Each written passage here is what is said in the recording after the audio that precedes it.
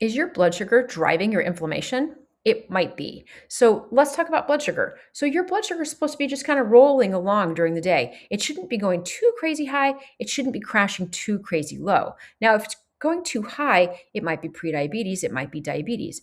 If it's crashing too low, they would say that would be hypoglycemia. So what we want to think about is how do we keep our blood sugar steady and even and predictable, because you don't want to flood the body with too much sugar all the time, because that's creating inflammation. And let me tell you why.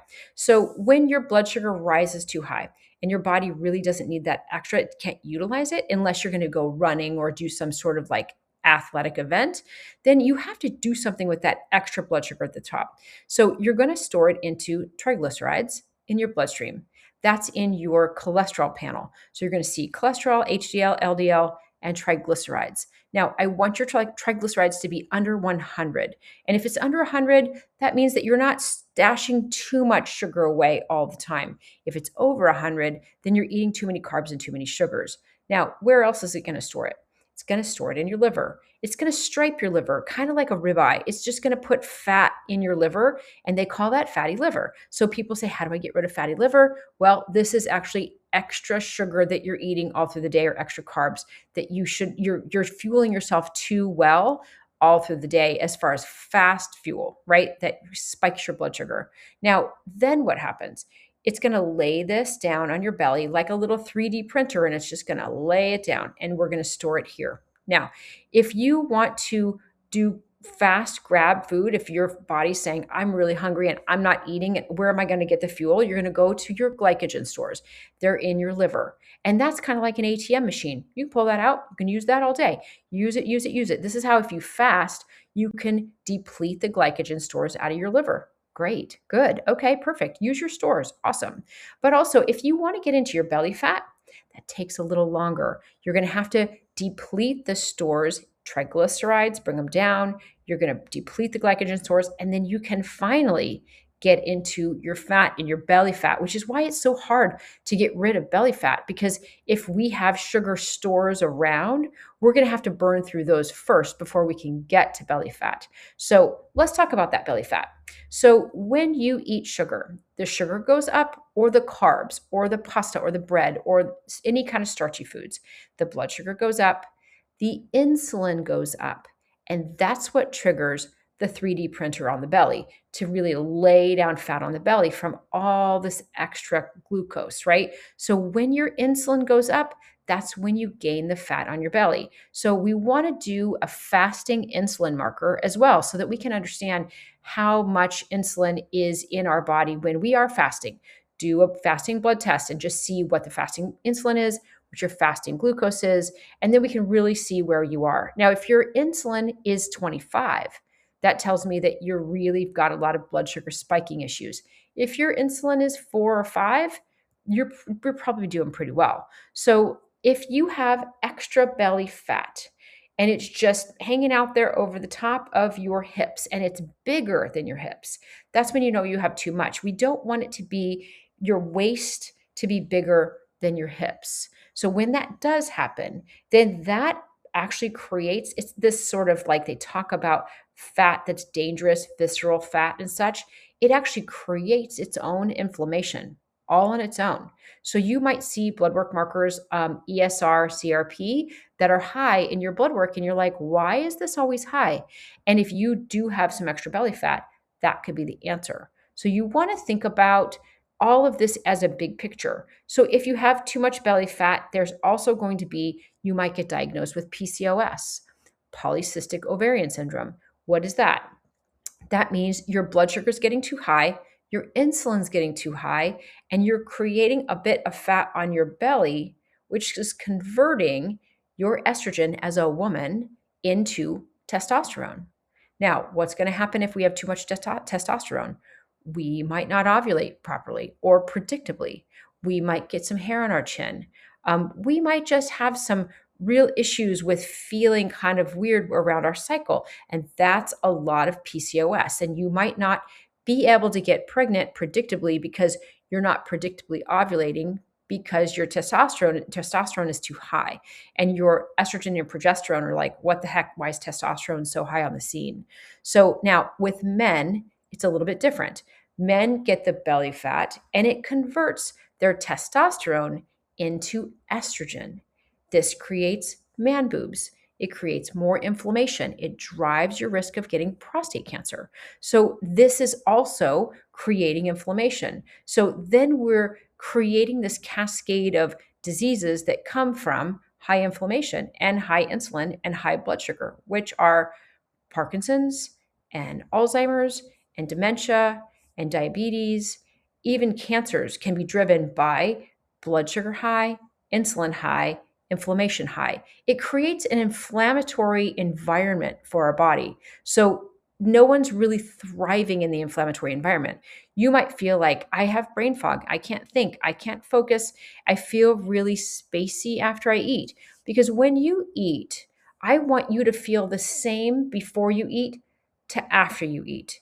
If you're hypoglycemic and you're really, really low, and you're hangry and you eat and it makes you feel better and it restores your energy, that means you were hypoglycemic before you ate, which means that we need to figure out how to eat a little bit more regularly, maybe more protein, more fat, less carbs. Maybe you're up and down a lot during the day. Maybe you have this unpredictable fuel source and you're missing the middle where the steady food, the steady blood sugar is, where you feel better. Now, if you eat and you feel really tired afterwards. So you think, I feel fine, I ate, and now I just need to take a nap. That tells me that there's insulin resistance happening there, where you have too much insulin. There's just, your body's a little flooded with insulin and there's too much sugar. And your body goes, wow, I have extra fuel.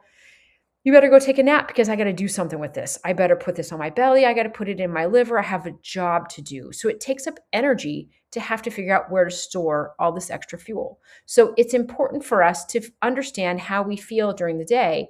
And if we don't feel steady on our energy, then we probably have a little bit of a blood sugar issue. Now, what are we going to do about this? So our best approach with this is to try to figure out, if you have extra fat on your belly, and you're thinking, how do I create an environment where my body learns to burn fat for fuel? Well, we've got to probably move into a little bit of fasting. I want you to think about getting a blood sugar monitor and really watch your blood sugar. Are you high up around 135 all day? Are you sitting at 120? Are you sitting at 100? Are you sitting at 85? These are all different strategies depending on where we're starting, right? And where we're trying to get to. So I'd like you can absolutely be rolling some. That's completely fine. But I wouldn't like you to be spiking to 180 and then crashing down to 55 afterwards. That's just not going to make anybody feel good. We like more steadiness. Steady makes us feel better. Predictable fuel makes our brain feel better, makes our energy feel better, helps us to create more energy in our mitochondria because we don't have inflammation either. Okay. So if you are thinking about trying to get yourself steady, let's talk about steady foods. Steady foods are going to be any kind of fats, butter, avocado, olive oil, olives. Fats are going to make you more steady. Now, meats are going to make you more steady. Beef, pork, chicken, fish, very steady food. Also, we're thinking about veggies, but we're thinking about veggies that live above the ground, not the potatoes and the carrots and the beets. We're thinking about above ground veggies. They're not as starchy. Those are going to be steady veggies. Okay. So we want to think about, and eggs. Go ahead and make sure you put eggs in there, and nuts and seeds. So those are all good fats. They're steady foods. So you want to be putting steady foods at every single meal. If you're used to doing an Eggo waffle in the morning and some syrup, you're starting yourself off with a spike and then a crash. And then you crave sugar down here in the crash, so that you spike and then you crash again. So we are often on this blood sugar roller coaster because we're starting with a sugary breakfast. So we really want to think about starting with a savory breakfast, some eggs, some sausage, some leftovers from last night, veggie scramble, something that would be really steady and make you feel pretty good and have a lot of energy and not really feel hungry until lunch. So we want to think about steadying your blood sugar with steady foods. Now, there are spiky foods as they're steady foods. So spiky foods are more pasta and bread and cookies, crackers, anything carby that, of course, has a lot of sugar in it. Ice cream can be, sorbet, any of those things, any kinds of sodas and Gatorades and all those things. Those are all spiky foods. So what happens when we eat a spiky food? It spikes our blood sugar and it makes us tired and it adds to belly fat around our belly. Okay, so we want to think about if you're going to eat a meal, like let's say you're going to eat dinner. I'd like you to do and pretend like your stomach is like a bowl, and you're going to put veggies in the bottom of the bowl, and then you're going to put some meats, and then you're going to put some fats in there, some avocado, some olive oil, some olives, some butter, whatever, and then you're going to put veggies, stir fry veggies, salad, whatever, meats, fats, and then if you're going to have carbs, sprinkle them on the top. Because what happens is then the carbs will release slowly as the veggies and the proteins break down, and they'll release slowly. So you're not going to get a really big spike. But if you turn it around and start with carbs, like the bread and butter right at the meal at the restaurant, or the chips and salsa that just have carbs and starches, you're going to spike your blood sugar right away. And then it's hard to recover from. So we want to think about our stomach almost like a layer dip where you put veggies on the bottom and then meats and then fats, and then you're going to sprinkle those carbs on the top. Okay. So if you are at a restaurant, let's say you go to a Mexican restaurant, could you get some guacamole? Could you do that first? You could have that with a little bit of chips. If you're going to get a margarita or something like that, you don't want to do that first. You want to maybe do any kind of carbs and starches last. So thinking about eating in a different order of foods and starting with a savory breakfast, that's going to give you a better start with your day, and it's going to keep you more steady through the day. Now, if you want to move into fasting, if you want to move into losing some weight, I want you to think first about, can I just not eat for 12 hours? Can I have like a 12-hour eating window where you might eat 8 to 8? That might be different for you. You might be eating 6 a.m. to 10. I don't really know. Let's tighten up our eating window. And then if you feel like, hey, I'm going to eat for 12 hours and I'm going to fast for 12 hours, get used to that. That's something that you can get used to, right? Now, then if you would like to even get your body to do something a little bit more advanced, you might want to tighten it up and say, what if you ate for 10 hours and you fasted for 14 hours? Maybe you delay your breakfast. Maybe you just have a black coffee. Maybe you just have some tea with some monk fruit or some stevia that you're not putting real sugar or anything that's going to be spiking your blood sugar in the morning. Maybe you delay to 10 and you have, hard-boiled egg or a snack that's kind of more savory, right? And then you move into a lunch, into a dinner, or maybe you actually wait to lunch to have your first meal. Maybe you stop early because you like breakfast better and you want to stop at 4 p.m. These are the things you want to play with, because what you want to get your body to do is you want to start these beginning steps of having your body go to the storage pantry where you have stored sugar and glycogen and fat, and you want to say, use that first. Let's create an opportunity where it goes and cleans out all this stored sugar. And it will do that.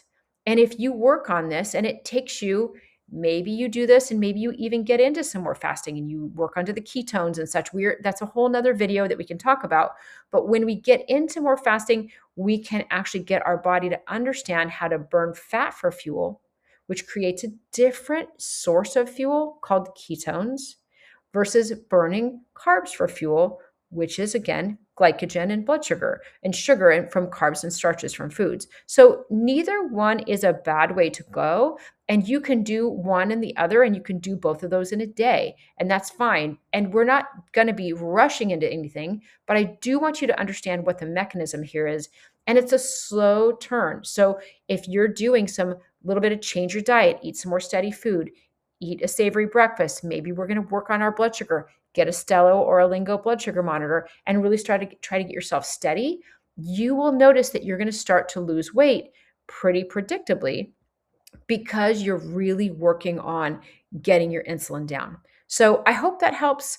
If you want to run blood work, make sure you do a fasting insulin, do a fasting blood sugar, do a hemoglobin A1C that tells us what our blood sugar's been over the last 90 days. And then you can kind of have that as you work with the blood sugar monitor and see where you are and see if we can get your inflammation down, because we want to watch your inflammation, because CRP and ESR should come down as your blood sugar should come down. I hope that helps.